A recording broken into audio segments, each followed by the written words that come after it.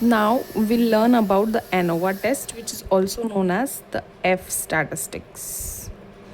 Okay, so here we compare mean of 3 or more groups. The two types of ANOVA is one-way ANOVA, two-way ANOVA. Also one more type is repeated measure ANOVA. So ANOVA के दो type होते हैं basically, एक ANOVA test होता है और एक repeated measures of ANOVA होता है. एनोवा के भी again two types, one way ANOVA, to way ANOVA. One way ANOVA is only one independent variable. ठीक है, मतलब जैसे हो गया हम जेंडर और स्ट्रेस को कंपेयर कर रहे हैं.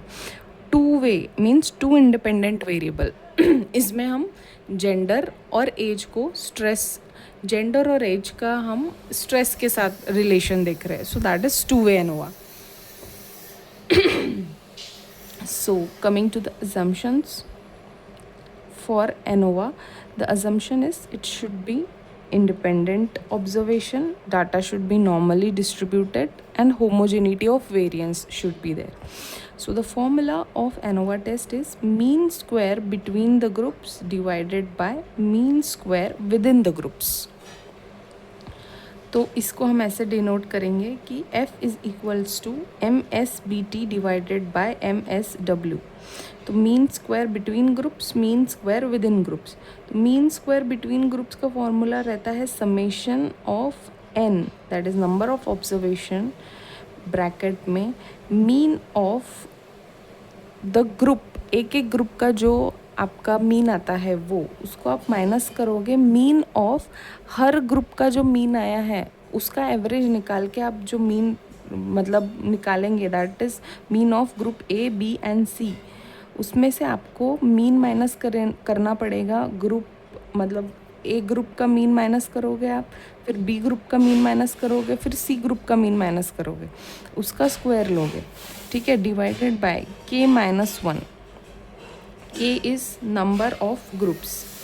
फिर एम एस डब्ल्यू का फॉर्मूला क्या होता है कि समेशन ऑफ हर एक इंडिविजुअल जो आपको दिया रहेगा ऑब्जर्वेशन, उसको आप माइनस करोगे mean of that particular group, उसका whole square divided by n minus one. n is total number of observation minus k is number of groups.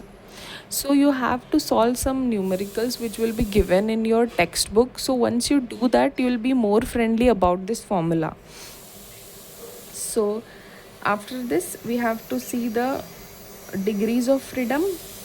So degrees of freedom for the numerator would be k minus 1, that is number of group minus 1. Degree of denominator would be n minus k, that is total number of observation minus total number of groups.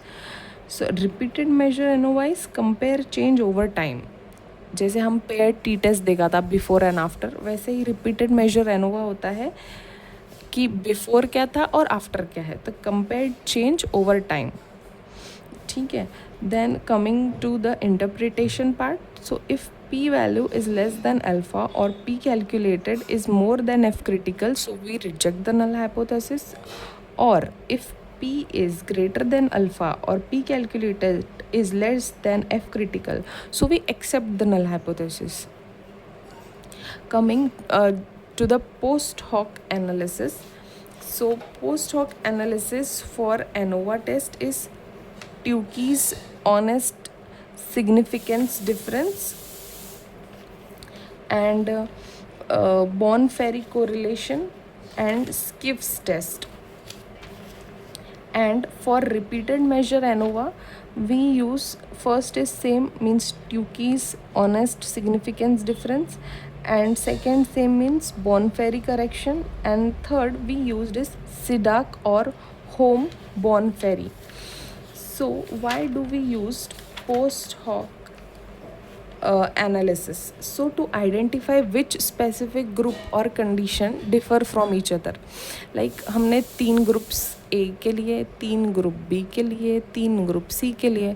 फिर इसमें से difference तो है, पर क्या इसमें A और B में कोई डिफरेंस है, या B और C में है, A और C में है? तो ये जानने के लिए specifically we use the post hoc analysis. to help clarify where significant difference lie when dealing with multiple group or conditions. So we used the post hoc analysis test. Thank you.